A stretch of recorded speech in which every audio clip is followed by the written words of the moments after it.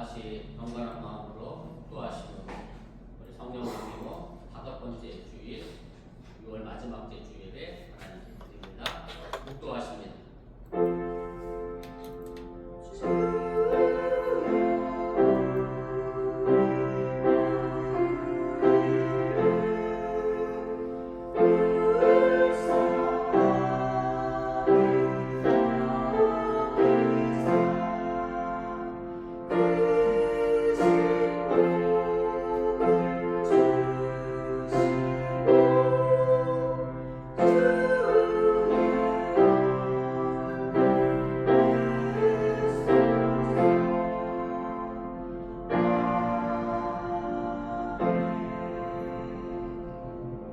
나는 포도나무여 너희는 가지라. 그가 내 안에 내가 그 안에 거하면 사람이 열매를 많이 맺나니 나를 떠나서는 너희가 아무것도 할 수 없습니다.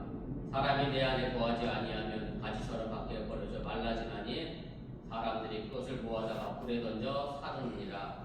너희가 내 안에 거하고 내 말이 너희 안에 거하면 무엇이든지 원하는 대로 구하라. 그리하면 이루리라. 아멘. 사랑하는 하나님 감사합니다. 포도나무가 그 가지를 떨쳐낼 수 없는 것처럼 예수님의 사랑이 우리를 언제나 붙들어주고 있음을 또한 믿습니다. 가지된 우리가 오늘도 포도나무 대신 예수님에게 접붙이기 위하여 이 자리에 함께 나왔사오니 이 자리를 통하여 하나님께 영광이 되는 예배가 되게 하기 원하며 또한 이 땅에서 살아가는 동안에 하나님의 이름으로 인하여 많은 것을 이루어낼 수 있는 귀한 성도들의 삶이 되도록 축복하여 주시옵소서. 이제 예배를 시작하려고 합니다. 사탄 말고 틈타지 못하도록 지켜주시고 오늘 또 건강 때문에 함께하지 못한 우리 진 장로님의 건강과 병을 위해 우리 김난수 권사님의 또한 손길 위해 함께하여 주시옵소서. 예수님의 이름으로 기도드렸사옵나이다. 아멘.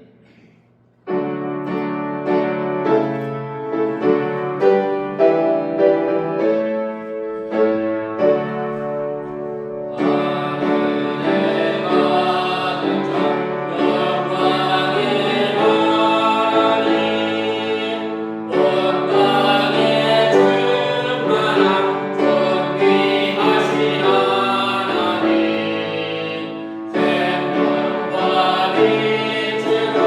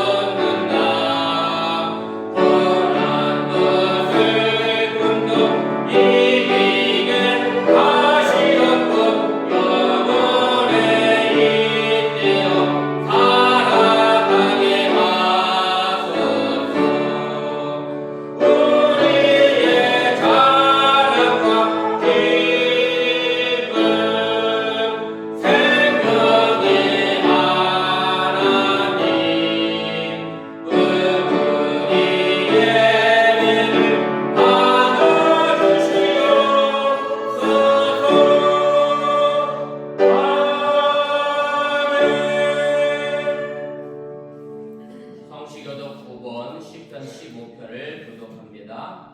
여호와여 주의 장막에 머무를 자 누구오며 주의 성산에 사는 자 누구오니까. 정직하게 행하며 공의를 실천하며 그의 마음에 진실을 바라며 그의 여러 남을 허물하지 아니하고 그의 이웃에게 악을 행하지 아니하며 그의 이웃을 비방하지 아니하며 그의 눈은 망령된 자를 멸시하며 여호와를 두려워하는 자들을 존대하며 그의 마음에 소원한 것은 해로울지라도 변하지 아니하며 이전에 가려고 물고 주지 아니하며 뇌물을 받고 부주한 자를 해하지 아니하는 자이니 이런 하는 자는 영원히 이르지 아니하리이다. 아멘. 나는 전능하신 아버지 하나님 천지의 창조주를 믿습니다. 나는 그의 유일하신 아들 우리 주 예수 그리스도를 믿습니다. 그는 성령으로 잉태되어 동정녀 마리아에게 나시고 본디오 빌라도에게 고난받아 십자가에 못 박혀 죽으시고 장사된 지 사흘 만에 죽은 자 가운데서 다시 살아나셨으며 하늘에 오르시어 전능하신 아버지 하나님 우편에 앉아 계시다가 거기로부터 살아있는 자와 죽은 자를 심판하러 오십니다. 나는 성령을 믿으며 거룩한 온 교회와 성도의 교제와 죄를 용서받는 것과 몸의 부활과 영생을 믿습니다. 아멘.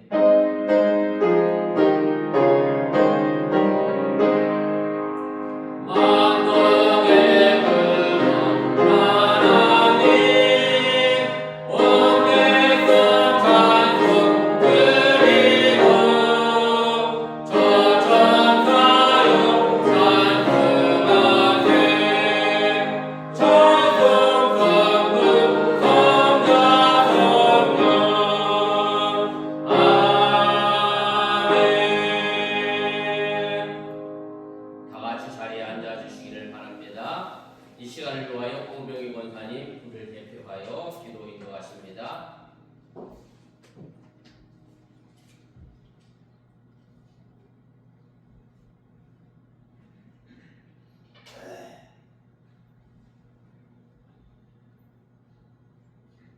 함께 기도드리겠습니다.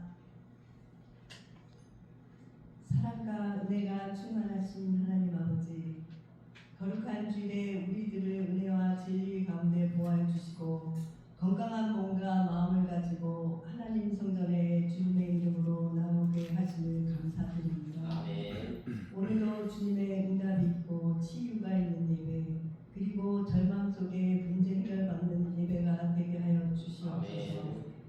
하나님 아버지, 우리는 주의 은혜로 여기까지 왔지만 하나님 자녀다운 삶을 살았는지 되돌아볼 때 부끄러움을 감출 수밖에 없습니다. 오히려 세상의 향기에 취해 살았던 날들이 더 많았음을 고백합니다. 하나님께서 용서하여 주시고 다시 변화되어 참 그리스도인의 삶을 살도록 인도하여 주시옵소서. 아멘. 사랑의 주님, 이러한 우리를 주의 보혈로 정결케 하시고 변화되는 일에 더욱 열성을 갖고 기도하게 하옵소서. 아멘. 또한 이것이 우리들의 행함으로 이어지게 하옵소서. 아멘. 사랑이 많으신 하나님 아버지, 우리들의 가정과 직장과 사업과 자녀들을 축복하셔서 늘 강건하게 하시고 믿음이 날마다 성장하게 하옵소서. 아멘. 물질의 축복만을 간구하지 않게 하시고 영혼의 축복을 사모하며 신령한 생활을 할 수 있도록 인도하여 주시옵소서. 아멘. 능력의 하나님, 특별히 진광용 장로님을 위해 간절히 기도드립니다. 장로님께서 하루빨리 병중에서 회복되시고 아멘. 병약한 부분에 성령께서 친히 손으로 안수하시어 아멘.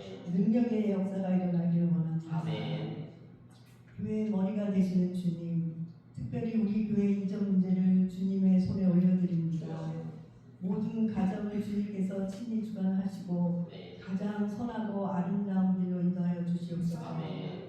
우리 교회가 이전하는 모든 계획과 결정 가운데 하나님의 뜻이 분명히 나타나게 하시고 아멘. 성도들이 한마음 한뜻으로 기도하며 협력하게 하옵소서. 아멘. 필요한 재정과 여건을 채워주시고 아멘.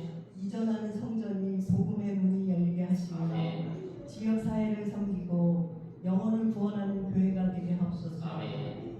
이 시간 단위에 세우신 이병수 목사님께 성령의 능력으로 붙들어 주시고 전하시는 말씀마다 권세 있게 하셔서 듣는 자 모두가 주님의 세밀한 음성을 듣게 하시고 아멘. 오늘도 우리 안에 깊이 박힌 쓴뿌리를 하나님의 종의 입술에서 나오는 말씀으로 치유하여 주시옵소서. 찬양으로 영광 받으시게 합장하신 하나님 의 영광으로 가득 차게 하시고 영원 깊은 곳에서 울려나는 찬양으로 듣는 이들의 영혼을 촉촉하게 하는 은혜로운 성가대가 되게 하옵소서. 아멘. 주님, 세상을 이길 만한 지혜와 믿음이 우리에게 필요합니다. 주여. 이 시간 우리의 나약함을 인정하고 주님의 말씀 앞으로 나가오니 닫힌 마음을 여시고 주의 은혜를 나타내게 하옵소서. 아멘. 지금도 거룩한 영으로 우리와 함께 계시며 모든 문제의 해결자가 되시는 우리 주 예수 그리스도의 이름으로 기도드립니다.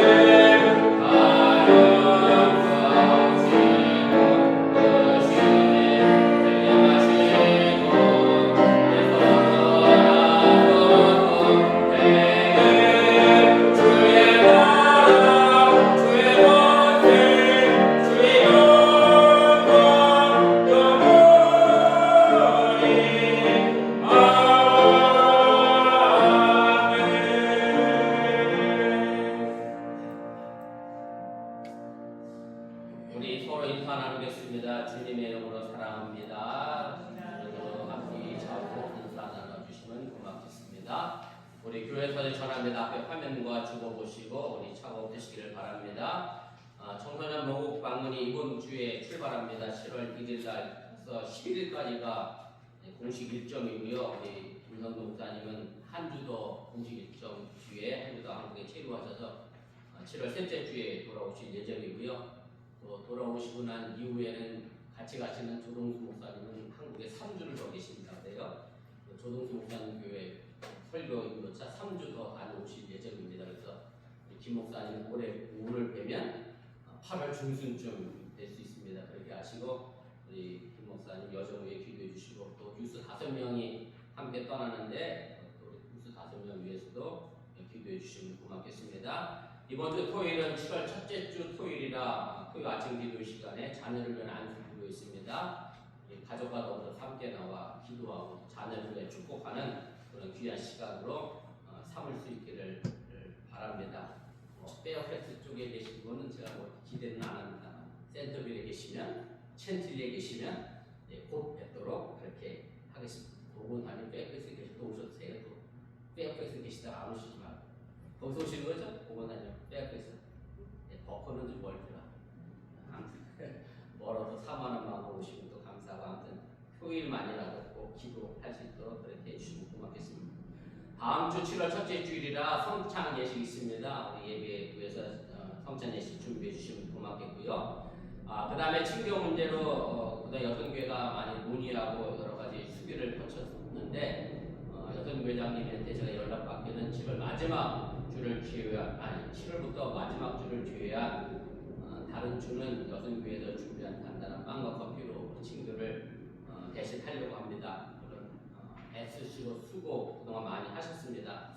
제가 보기에도 혼자 많은 양을 준비하시기가 쉽지 않았을 텐데 아무튼 그동안 수고해 주신 모든 분들께 감사를 드리고 7월부터는 조금 여유 있게 여러분들이 예배에 참석하는데 나와주시면 고맙겠고요.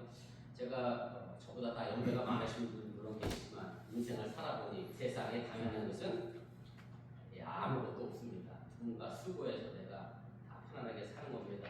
그런 감사의 마음 여러분들 잊지 않고 또 가질 수 있기를 바랍니다. 마지막 신방 일정인데 우리 김정원 사님, 이현미 지사님, 그다음에 소피아 최고사님, 오미 권사님, 우리 나머지 신방 일정에 기도해 주시고 우리 진 지사님은 우리 김 지사님이 텍사스에 오시면 그때 신방하는 거로 그렇게 하도록 했습니다. 하시고 기도해 주시면 고맙겠고, 그리고 내가 7월 중에 지역 위치를 어느 정도 파악했으니까 속회 편성할 것이고요. 그다음에 8월부터 각 지역별로 속회로 여러분들이 모여주시면 감사하겠습니다. 가급적 제가 멀리 운전 안 하도록 지역별로 묶을 테니까 그렇게 하시고, 우리 속장 되실 분들, 꼭 인도자 되실 분들 이렇게 순종해 주시면 고맙겠습니다. 그 다음에 우리 진 장로님은 어젯밤에 급하게 응급실 가셨고요. CT 찍은 결과는 장의 이물질, 소장의 이물질이 확인이 됐는데 제 생각에는 밖에서 들어간 이물질은 아닌 것 같고, 아마 간을 수술하시고 나서 안에서 생긴 어떤 이물질이 소장을 지금 맡고 있는 것이 아닌가 그렇게 생각이 듭니다. 제 생각이고 의사 생각도 아니니까. 코로 튜브를 삽입해서 시술하려다가 일단 더 쉬운 방법을 찾아보자 해서 좀 진통제만 맡고 계시는 상황이고요. 그래서 아직 급한 응급상황은 아니신 것 같아요. 그나마 다행이긴 한데 잘 시술될 수 있도록 장 패스 생기지 않도록 여러분들 기도해 주시면 고맙겠습니다. 그 다음에 6개 단톡에 올라온 것처럼 우리 건지사님 새로운 사업장 위해서 계속해서 기도해 주시기를 바라고요. 제가 설명 듣기는 그렇습니다. 화장실 장애인 출입할 수 있도록 그동안 계속해서 변경하고 설계하고 이렇게 만들어 왔는데, 그거 심사하던 담당자가 마지막 최종 심사 남기고 바뀌는 바람에 새로운 담당자는 또 다른 새로운 기준을 제시하면서 화장실 문제를 거론하셔서 처음부터 다시 해야 할 이제 그런 상황이 생긴 것으로 제가 이해를 했습니다. 그래서 사실 카운티 법이 다 똑같겠잖아요. 개인 따라 카운티 법이 달라질 수는 없을 테니까 어쨌든 카운티 법에 따라 그동안 진행해 오셨던 일들이니까 새로운 담당자도 전임자가 했던 그 행정처리 그대로 잘 이어받을 수 있도록 여러분들이 그 담당자의 마음이 움직일 수 있도록 이렇게 기도해 주시고, 우리 권지사님이 한 2년 동안 준비하셨는데 지치지 않고 앞으로 더 나아갈 수 있도록 뒤에서 여러분들이 많이 기도로 밀어주시면 고맙겠습니다. 또 제가 알아야 될 다른 광고 있나요? 김 목사님 못 오셨는데 아버님 혹시 병 아프시거나 그런 건 아시죠? 오늘 안 보이시는 분들 몇 분 계십니다. 두루두루 관심 가지시고 신방해 주시면 고맙겠고, 그 다음에 예배 마치고 내가 진장로님 병원에 신방 갈 예정입니다. 같이 가실 분 계시면 같이 가시면 또 좋겠습니다. 예, 또 제가 다른 광고 없으시면 우리 찬양과 호응은 하겠습니다. 할렐루야. 네. 잘 들리시죠? 네. 안 되네요. 자, 마이크를 놓고. 안 켰어. 네, 잘 나오죠? 네. 알겠습니다. 뮤트 기쁜 마음으로 다 같이 박수 치면서 찬양 부르도록 하겠습니다.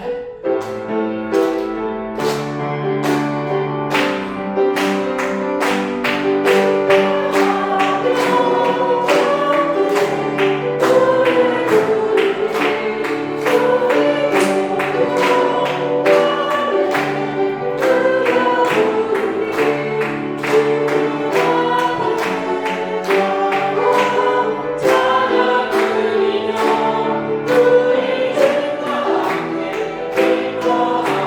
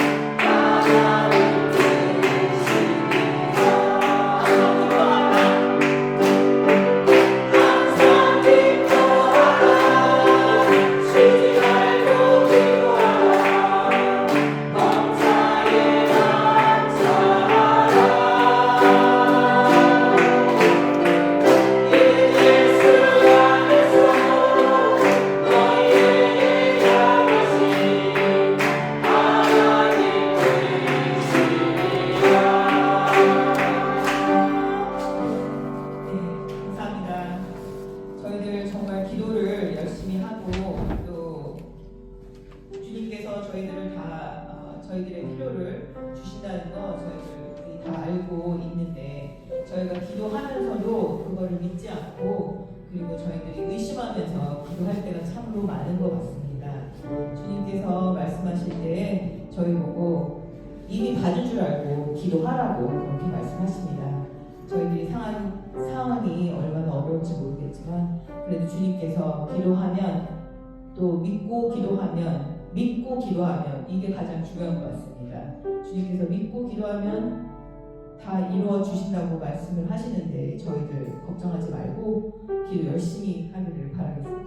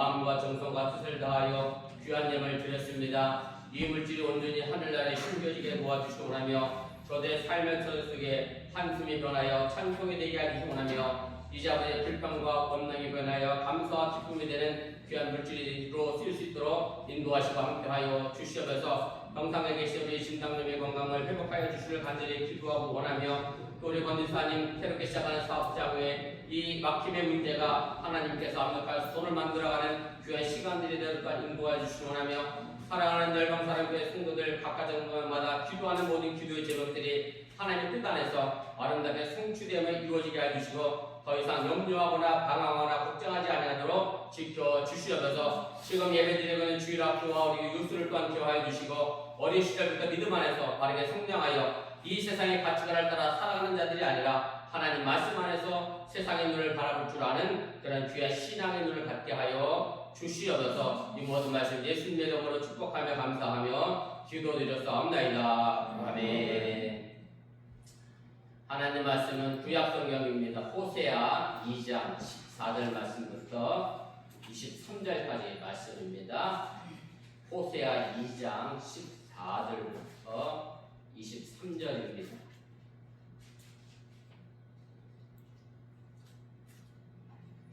호세아 2장 14절부터 23절입니다. 꼭 집에 찬송가 성경책 있으시면 꼭 가지고 다니시길 바랍니다. 제가 파워포인트를 써봤는데요. 얘가 갑자기 안 될 때가 있어. 그러면 교회 예배가 멈춰지더라고요. 이거 하나 때문에.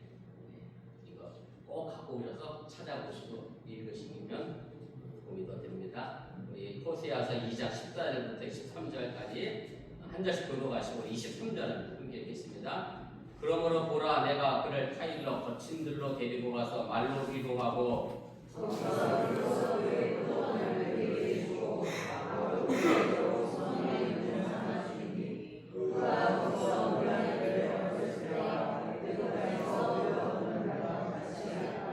여호와께서 이르시되 그날에 네가 나를 내 남편이라 일컫고 다시는 내 바알이라 일컫지 아니하리라. 내가 바알의 이름을 그의 제사에 대하여 다시는 그의 이름을 기억하여 부르는 일이 아니하리라. 그날에는 내가 그들을 위하여 들짐승과 공중의 새와 땅의 곤충과 더불어 언약을 맺으며 또 이 땅에서 활과 칼을 꺾고 전쟁을 없이하고 그들로 평안히 눕게 하리라. 내가 그의 장가되어 영원히 살 때를 영원히 정과 긍휼히 여기고 그를 대적하리라. 진실함으로 네게 장가 들리니 네가 여호와를 알리라. 여호와께서 이르시되 내가 응답하리라. 나는 하늘에 응답하고 하늘은 땅에 응답하고 땅은 곡식과 포도주와 기름에 응답하고 또 이것들은 이스라엘에 응답하리라. 내가 나를 위하여 그를 이 땅에 심고 긍휼히 여김을 받지 못하였던 자를 긍휼히 여기며 내 백성 아니었던 자에게 향하여 이르기를 너는 내 백성이라 하리니 그들은 이르기를 주는 내 하나님이시라 하리라 하시니라. 아멘. 찬양대에 특별 찬양 있겠습니다.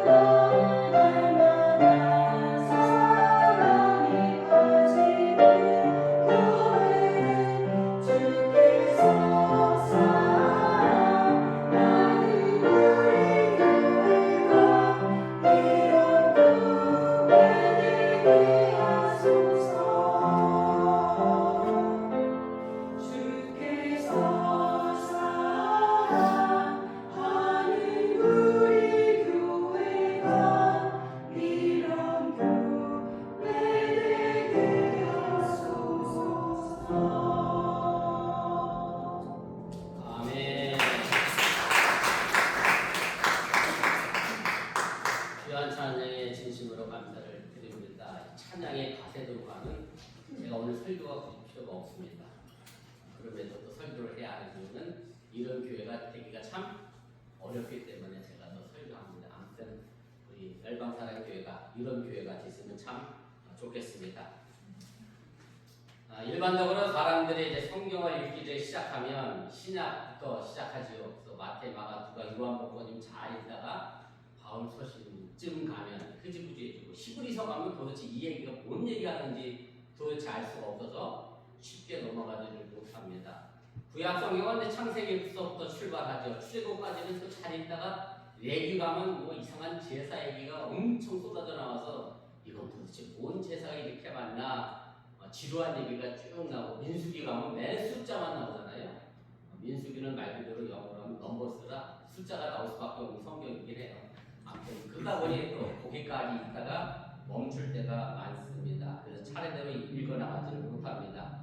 그리고 일반적으로는 이제 이사야나 뭐 예레미야나 이런 선지자들의 이름은 잘 알고 있고 그 부분에 대해서는 또 잘 있는데 그 뒤에 나오는 이제 선지자들은 잘 모릅니다.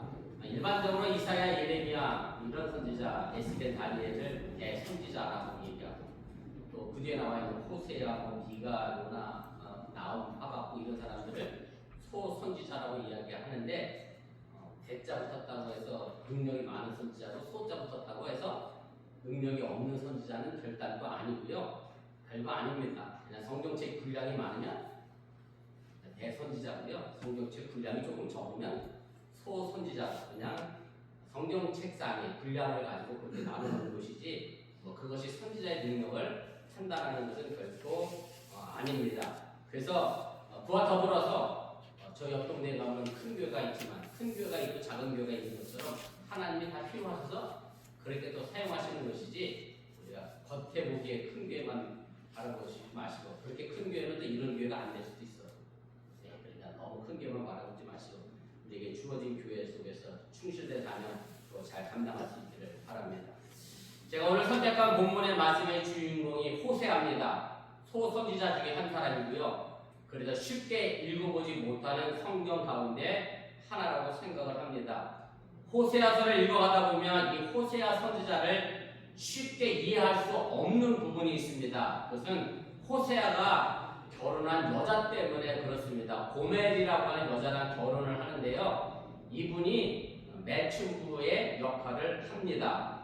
하나님의 선지자가 어떻게 매춘부와 결혼이 가능한가 하는 것 때문에 많은 사람들이 의구심을 갖게 되고, 일부 신학자들은 이 호세아서가 현실의 이야기가 아니라 소설이다라고 이야기하는 사람들도 있습니다.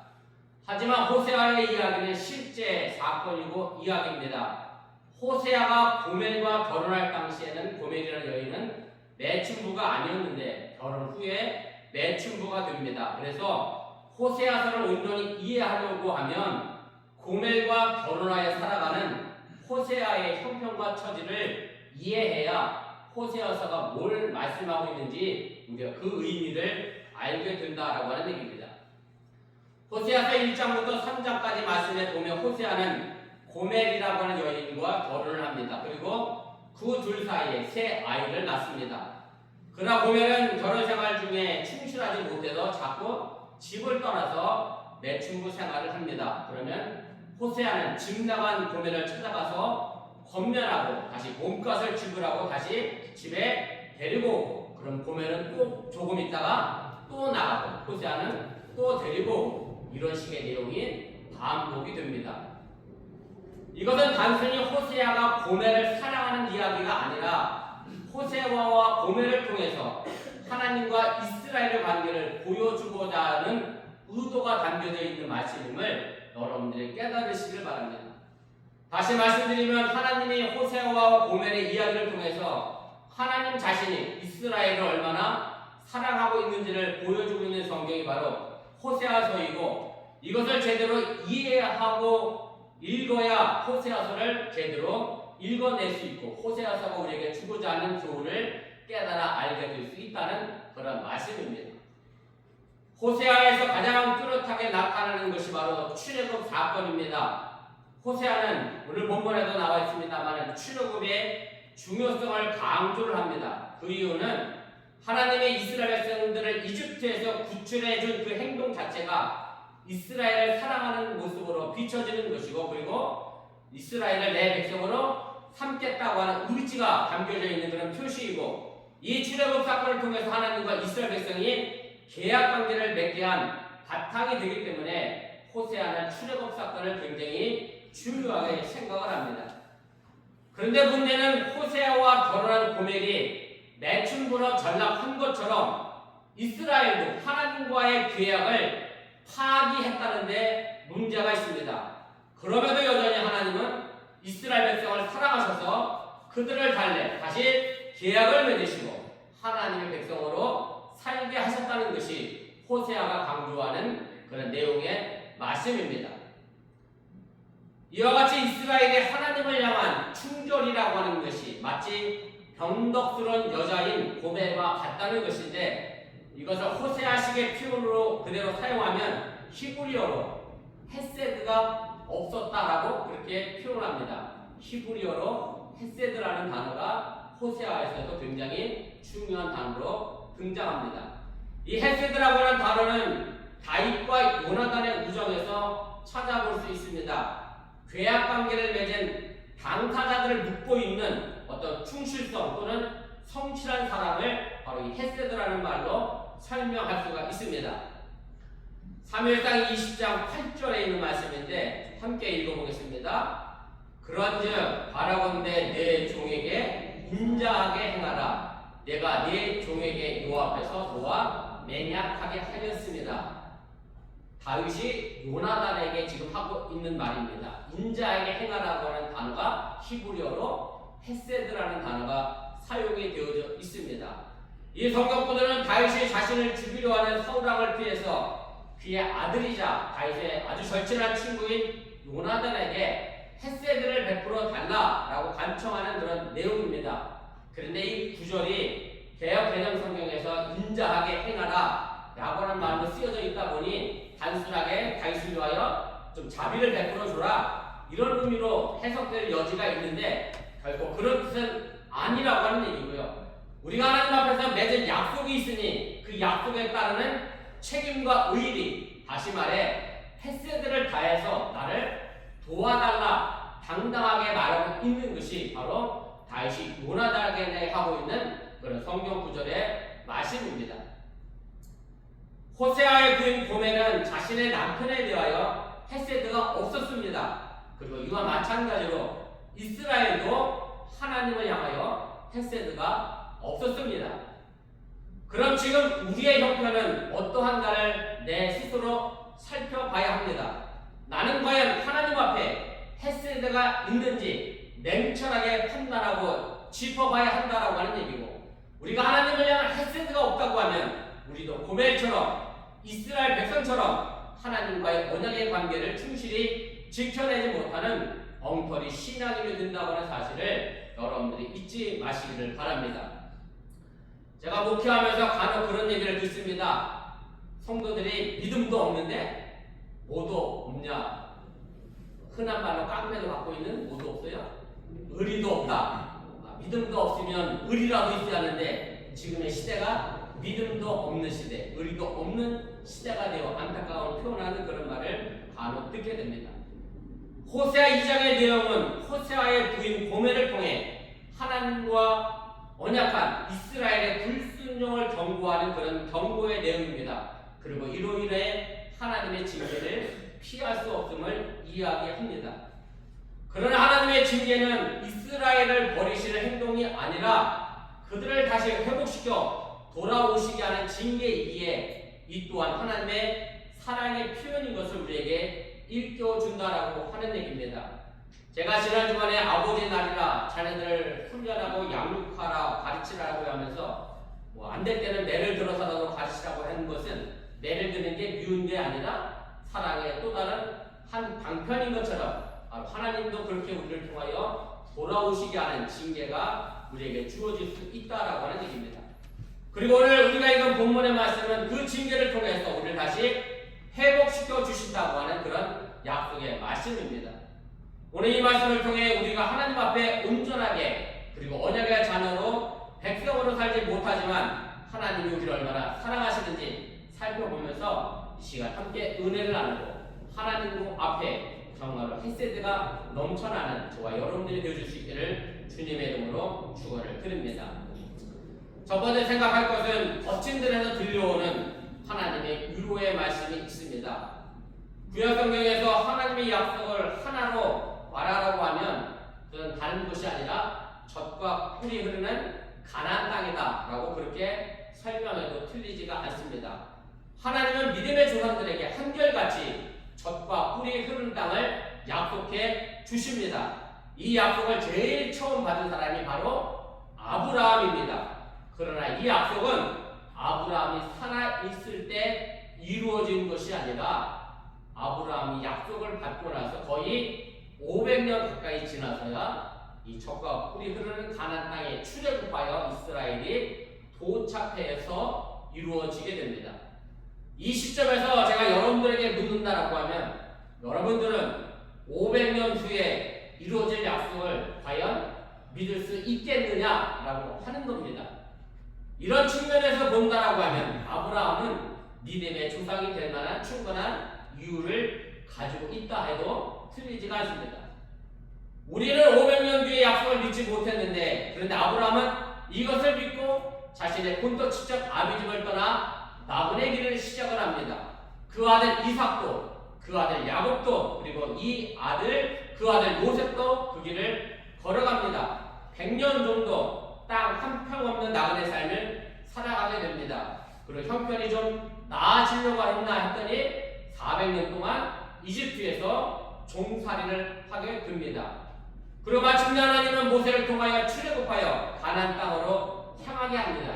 그러나 그 길 또한 만만치가 않았습니다. 여러분들이 아시는 것처럼 40년의 광야 생활을 했고 그 과정은 목마르고 배고프고 지칠 때마다 이스라엘 백성들은 다시 애굽으로 돌아가자라고 난리를 쳤습니다. 이스라엘 백성들의 불평의 내용을 보면 이렇게 됩니다. 차라리 노예 생활하는 게 더 낫겠다. 이 광야에서 배고파 목마르다 죽느니 노예 생활하면서 나는 좀 잘 먹었으면 좋겠다. 그렇게 이야기하며 불평을 하게 됩니다. 그리고 400년씩이나 노예로 있었으니 이미 그의 삶은 노예였다라고 해도 틀리지가 않습니다. 주인이 되는 길, 스스로 혼자 서는 길이 그렇게 힘들고 어려웠다라고 하는 얘기로 그 하나님은 이스라엘을 광야 40년 동안 바로 노예의 틀을 벗어나게 해서 주인이 되어가는 과정을 훈련시켰다고 하는 사실을 여러분들이 깨달으시기를 바랍니다. 이 과정에서 성경을 통하여 우리에게 분명하게 가르쳐주고 있는 말씀이 있습니다. 다른 건 아닙니다. 바로 상식을 가르쳐 주셨습니다. 무슨 상식을 가르쳐 주셨느냐면 젖과 꿀이 흐르는 땅을 가기 위하여서는 거친 들판, 광야를 거쳐가야 한다는 상식입니다. 사실 이것이 딜레마이긴 합니다. 사람들은 젖과 꿀이 흐르는 곳은 가고 싶은데 거친 광야는 싫어하기 때문에 그렇습니다. 그런데 이것은 이스라엘만의 이야기는 아닙니다. 우리 모두가 다 그렇습니다. 영광은 누구나 얻고 싶어 하지만 그것을 이루기 위한 고난의 길은 가고 싶지 않다는 그런 말씀입니다. 제가 알라바마에서 목회할 때 제게 어느 분이 이런 말을 해요. 자기 아들이 의사가 되고 싶다고 그렇게 이야기를 했다는 거예요. 그래서 이분이 그 아들에게 이렇게 얘기를 했대요. 의사가 되려고 하면 대학을 졸업하고 그 뒤에 의대를 진학하고 그 다음에 레지던트 과정을 거치고 펠로를 거치고 이렇게 해서 총 몇 년을 더 공부해야 돼? 대학 말고도 10년 넘게 공부해야 돼. 그래야 의사 될 수 있어. 그랬더니 그 아들이 1초도 망설이지 않고 그럼 난 뭐 하겠다? 의사 안 하겠다. 그래요. 의사는 되고 싶은데 뭐는 하기 싫어요?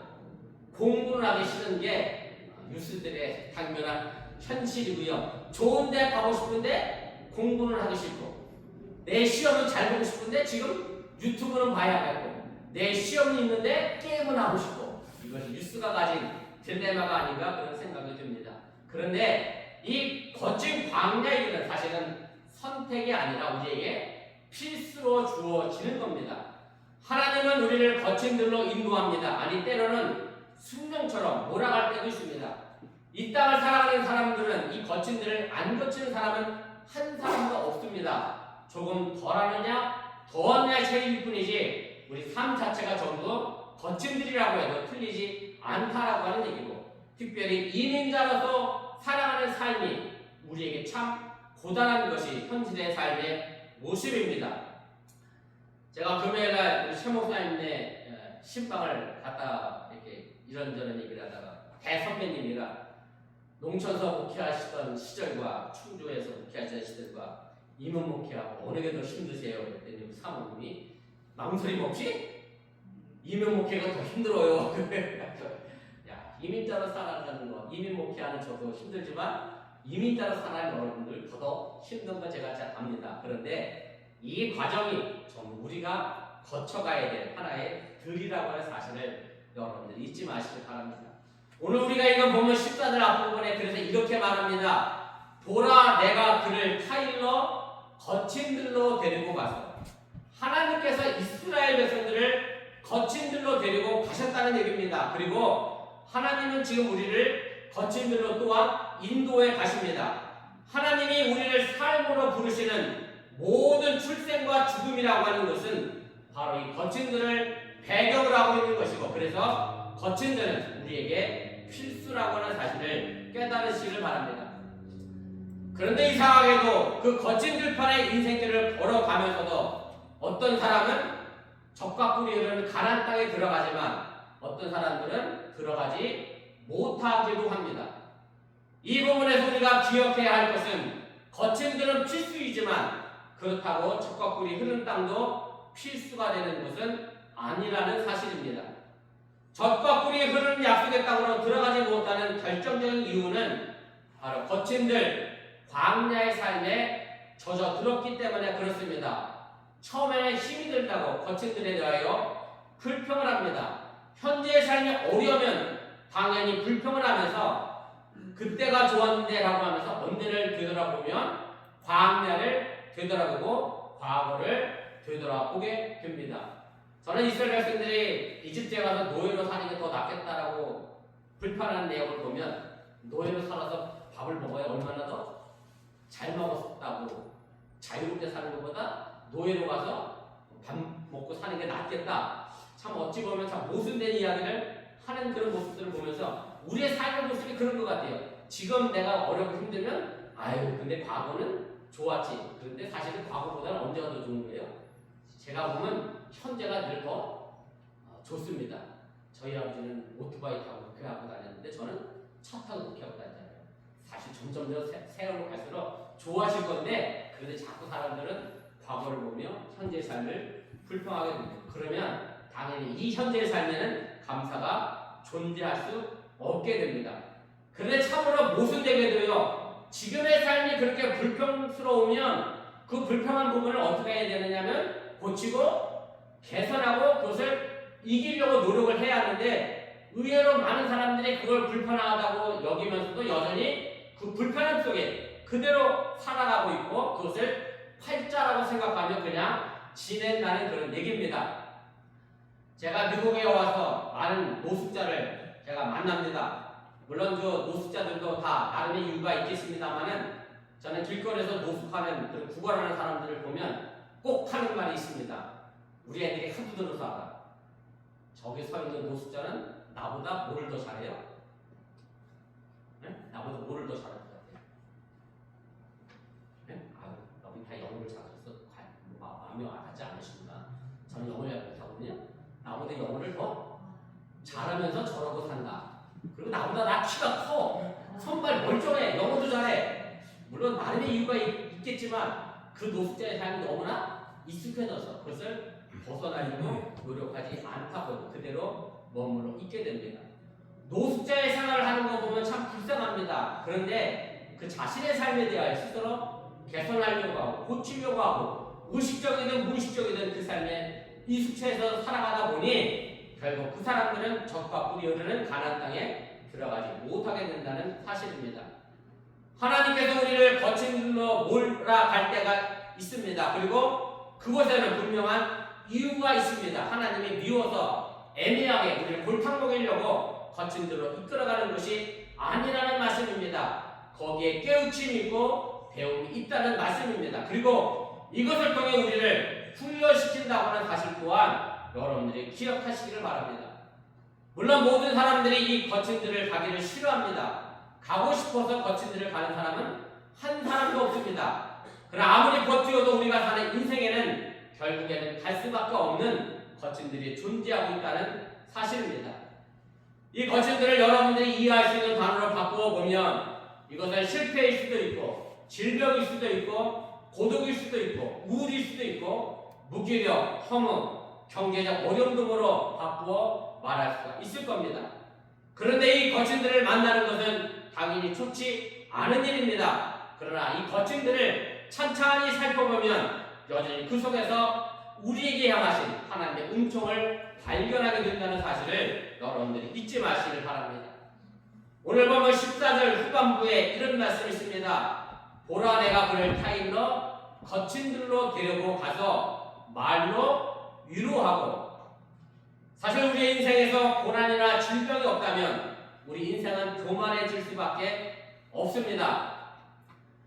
32강 축구에서 떨어져서 우리 김미아 집사님이 속에 열불이 터져 죽겠다고 그렇게 얘기하시는데 어떤 분들은 또 그렇게 얘기해요. 32강 떨어진 게 차라리 잘 됐다. 이참에 축구협회를 갈아엎자.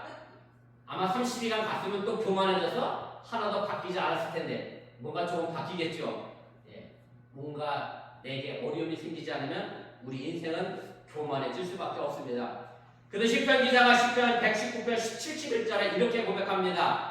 고난 당한 것이 내게 유익이라. 이로 말미암아 내가 주의 율례를 배우게 되었나이다. 바로 시편 기자는 거친들에서 하나님을 만났고 하나님의 위로의 말씀을 들었다라고 하는 것인데 이 위로의 말씀을 저와 여러분들이 또한 들어야 함을 믿으시기를 바랍니다. 어찌 보면 과거 40년이 이스라엘 역사 속에서 가장 찬란하고 위대한 장소와 시간이었다고 할 수 있습니다. 왜냐하면 이 광야 시간이 힘들고 어려웠지만 그러나 그 속에서 하나님을 만났고 하나님과의 언약 관계의 백성이 됐기 때문에 그렇습니다. 그리고 하나님을 의지했습니다. 바로 이런 이스라엘 백성들을 위하여 하나님은 구름기둥으로 불기둥으로 인도하셨고 홍해바다를 갈라주셨고 만나와 메추라기를 먹여주셨고 반석에서 샘물이 솟아나게 하셨으므로 마른 목을 죽이셨다고 하는 사실을 여러분들이 깨달으시길 바랍니다. 그러나 이스라엘이 가나안 땅에 정착하고 생활하면서 안정이 되면서 이 모든 것이 금방 변하고 바뀌게 됩니다. 오늘 본문 16절에 그래서 이런 말씀이 있습니다.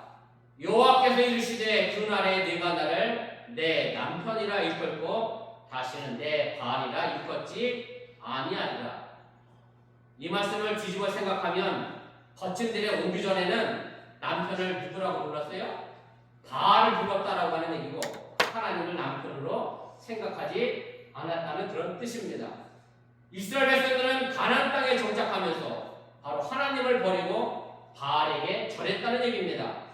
성경에 보면 예언자들이 한결같이 말하는 것이 있습니다. 하나님이냐 바알이냐 선택하라고 우리에게 요구합니다. 바알은 원래 풍년의 신입니다. 그래서 가나안에서 많이 숭배했던 신입니다. 가나안 사람들은 바알이 그를 지배한다고 믿었고 그래서 비가 오지 않을 때 이 사람들은 바알에게 제사하고 바알을 섬겼습니다. 바알이라고 하는 뜻은 주인 혹은 소유자라는 뜻을 가진 토지의 주인이며 풍요를 주관하는 그런 신입니다. 그래서 오늘 보면 16절에 한국어 성경에는 바알이라고 번역이 되어 있습니다만 영어 성경에 보면 메스터라고 번역되어 있음을 우리가 알게 됩니다. 그래서 바알은 소유하려고 하는 신이고 물질의 신이고 더 나아가 내가 주인이 되고자 하는 신이 바로 바알의 신이라는 사실을 여러분들이 잊지 마시기 바랍니다. 지금은 성숙한 신앙인들이 더 이상 바알의 신들의 이름을 부르지는 않습니다. 그런데 단지 이름만 부르지 않지 여전히 우리는 무엇을 많이 가지려고 하고 물질이 좋다고 쫓아가고 있다고 하면 우리 여전히 바알을 섬기고 있다고 해도 틀리지가 않다라고 하는 얘기입니다. 이 바알은 우리에게 단순히 물질과 소유로만 나타나지 않습니다. 이 시대에 우리를 유혹하는 많은 바알들이 있는데 저는 그것을 돈이나 효율성이나 연줄이나 명성이나 오락이나 쾌락을 따라가는 것이라 그렇게 말씀을 드리고 싶습니다. 돈은 은밀한 방법으로 우리에게 우상 숭배를 요구합니다. 돈을 위해서는 뭐든지 할 수 있는 사람들이 의외로 많이 있습니다. 자본주의 사회 속에서 효율을 따지는 것은 마땅한 추구이지만 그 과정에서 소외되는 인간의 모습을 우리가 발견해내고 그 소외된 사람들도 이 땅에서 살아가야 될 권리가 있음 또한 여러분들이 잊지 마시기 바랍니다. 혈연이나 학연이나 지연이나 심지어는 교회에서 만난 누구 큰 교회가 인연이 되는 이 사회 속에서 우리가 바알에게 무릎을 꿇지 않을 뿐 하나님 대신 여전히 우리는 바알을 섬길 때가 너무 많다라고 하는 얘기입니다. 오늘 본문 18절에 이렇게 말씀합니다. 그날에는 내가 그들을 위하여 들짐승과 공중의 새와 땅의 곤충과 더불어 언약을 맺으며 또 이 땅에서 칼과 칼을 꺾어 전쟁을 없이하고 그들로 평안히 눕게 하리라. 과연 이런 세상이 있겠느냐라고 반문할 수도 있습니다. 그러나 이런 세상이 오늘 찬양대가 찬양한 것처럼 어디가 되어져야 합니까? 교회가 되어져야 합니다. 교회가 바로 이런 삶을 경험하는 곳이어야 한다라고 하는 얘기입니다. 독점이 아니라 나눔이 있어야 하고, 지배가 아니라 섬김이 있어야 하고, 증오가 아니라 사랑이 있어야 하고, 경쟁이 아니라 돌봄이 지배하는 세상이야말로 칼과 창이 꺾인 세상이라고 말할 수 있습니다. 바로 교회는 각자가 자신의 유익이 아니라 모두의 유익을 위하여 일하는 곳이어야 합니다. 우리 모두가 지고 가는 인생의 짐이 다르지만 그래도 한 가지 공통점은 다 우리가 불완전한 사람이라고 하는 사실입니다. 주님이 우리를 한 몸 공동체로 부르신 것은 서로의 부족한 부분을 채워주라고 불러주신 겁니다. 아직도 많이 부족합니다. 하지만 우리 열방사랑교회는 그런 목표를 향하여 지금 나아가고 있습니다. 이곳에서 천국의 삶을 연습하고 맛보지 못한다고 하면 우리는 세상을 변화시키는 빛과 소금이 될 수 없다는 사실 또한 여러분들이 기억하시기를 바랍니다. 저는 우리 열방사랑교회가 엄청나게 부흥해서 저 중앙장로교회 전 교인이 많아서 저도 저기는 담임 목사님 얼굴 모르는 교인이 있을 거예요. 교인 이름도 모르는 사람이 있어요. 저는 그렇게 많아져도 몰래 왔다 몰래 예배드리는 교인이 있으면 저에게 오지 말라고 그렇게 말씀드리고 싶습니다. 왜냐하면 그런 분들은 교인이 아니라 나그네입니다. 교회 구경 가신 거고 교회 예배 보러 간 겁니다. 드리러 간 게 아니라. 익명성이 주는 안락함에서 벗어나 정말로 다른 사람들과 서로 연결되어 기도하고 위로하는 교회가 돼야지 나 혼자 달랑 예배드리고 가버리고. 그래서 제가 유튜브로 예배드리는 거 싫어하는 이유가 바로 거기있습니다. 내가 유튜브 봤는데 저 목사님 나를 몰라. 그게 무슨 의미가 있어? 무슨 예배 의미가 있나? 저는 자꾸 그런 생각이 들어 그렇습니다. 저희 교회가 나중에 1000명이 증명돼도 우리 교회에 그런 교인이 있으면 저는 다 내쫓을 거야. 딴 교회 가면. 그렇게 하지 마시고 함께 열심히 참여하시고 동참하시고 사역하시고 함께 움직여 주님의 몸된 교회를 잘 형성해 갈 수 있기를 주님의 이름으로 축원을 드립니다. 두 번째로는 나무그늘과 같은 성도와 교회가 되시기를 바랍니다. 이스라엘 백성들의 광야 40년의 삶 속에서 가장 힘들었던 것 중에 하나가 뜨거운 태양을 가릴 곳이 없었다는 데 있습니다. 그래서 하나님은 이 사람들을 위하여 구름으로 그늘을 만들어 주셨고 밤에 온도가 내려가니까 불빛등으로 따뜻하게 해주셨습니다. 물론 그늘이라고 하는 의미가 좋은 의미보다는 늘 나쁜 의미가 더 많게 쓰여질 때가 있습니다. 대표적으로 말하면 어떤 사람을 만났는데 그 사람 얼굴에 뭐가 가득하다고 얘기하죠? 그늘이 가득하대 이렇게 얘기하면서 좋지 못한 방법으로 사용할 때가 있습니다. 정호성 시인이 쓴 시 가운데 이런 시의 제목이 하나 있습니다. 내가 사랑하는 사람이라고 하는 시인데요. 찬찬히 보셔야 잘 이해가 됩니다. 제가 한번 읽을 테니까 앞에 화면 보시고 이 시가 의미하는 것이 뭔지 좀 생각해 보시기 바랍니다. 나는 그늘이 없는 사람을 사랑하지 않는다. 나는 그늘을 사랑하지 않는 사람을 사랑하지 않는다. 나는 한 그루의 나무에 그늘이 된 사람을 사랑한다. 라고 하는 그런 시인데 정승월 시인이 왜 이런 시를 썼을까를 제가 생각해 봤습니다. 그늘이 없는 사람은 사실은 슬픔과 고통과 그리고 좌절을 맛본 적이 없는 사람일 겁니다. 그늘이 없는 사람은 그래서 그 누군가를 품어줄 수 있는 넓은 품을 갖지 못한 사람이 될 수 있습니다. 그러나 그늘에 있는 사람은, 그늘을 사랑하는 사람은 그 누군가를 품어줄 수 있는 아픔의 상처를 겪어봤기 때문에 그 사람과 더불어 평화를 만들어갈 수 있습니다.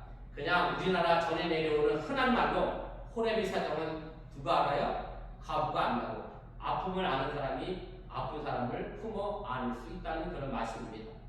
오늘 하나님은 이스라엘을 거친 들로 내보내셨습니다. 그리고 그곳에서 자신들의 문제를 발견하고 깨닫고 다시 돌아오기를 기다리고 계십니다. 그리고 하나님은 거친 들에서 구름 기둥으로 우리에게 그늘이 되어주시는 분임을 여러분들이 믿으시기를 바랍니다.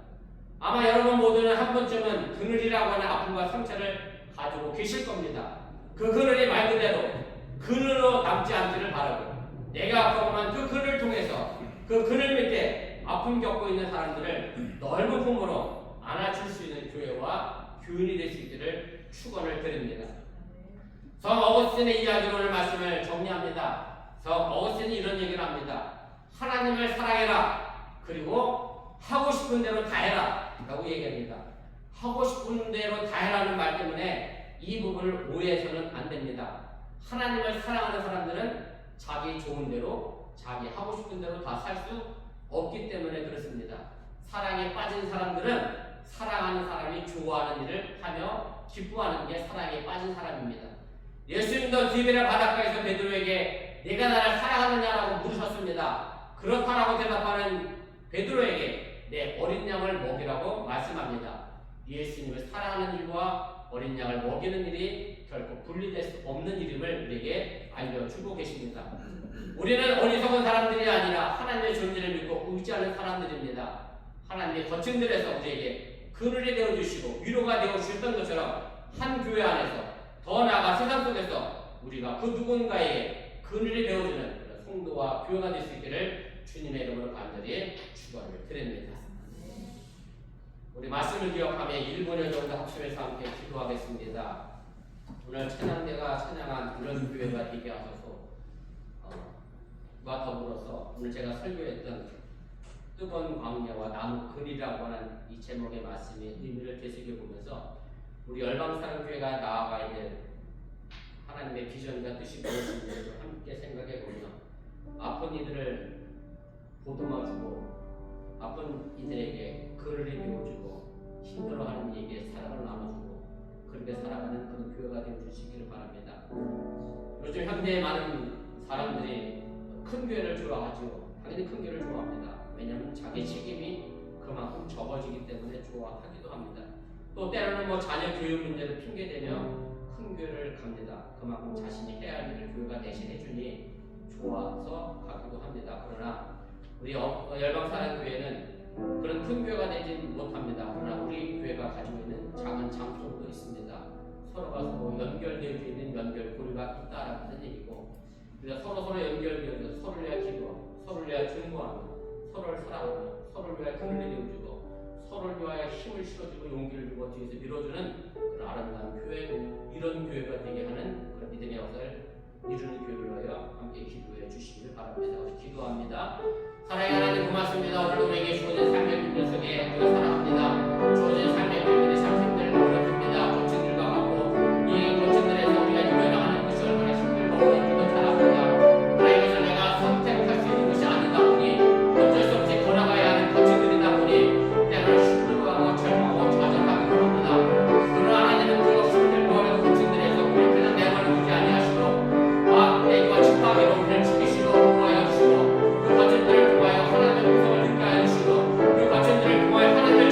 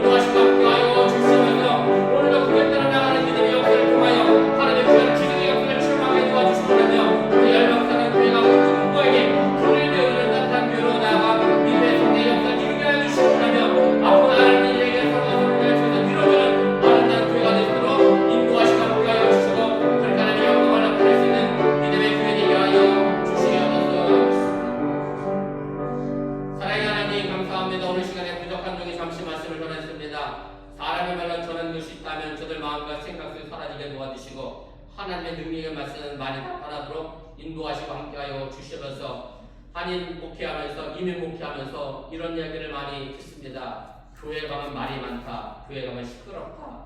교회 가면 골치 아픈 일이 있다라는 이야기가 들려집니다. 사실 그 교회 사정은 누가 알겠습니까? 그 교회 교인밖에 모릅니다. 그러면 그 교회 사정이 밖에 나갔다고 하는 얘기는 교인들이 그 이야기를 전했다라고 하는 얘기입니다. 우리 열방사랑교회는 나쁜 이야기를 전하는 교회가 아니라 기적을 만들어낸 이야기를, 신앙의 고백을 전하는 교회 되게 하시기 원하며 사랑의 수고가 아낌없이 나타나는 신앙의 고백이 전해지는 그런 교회가 되게 하시기 원하며 소망의 인내를 가지고 세상에 소문내는 믿음의 교회 되게 하여 주시옵소서. 이 모든 말씀 예수님의 이름으로 기도드렸사옵나이다. 아멘.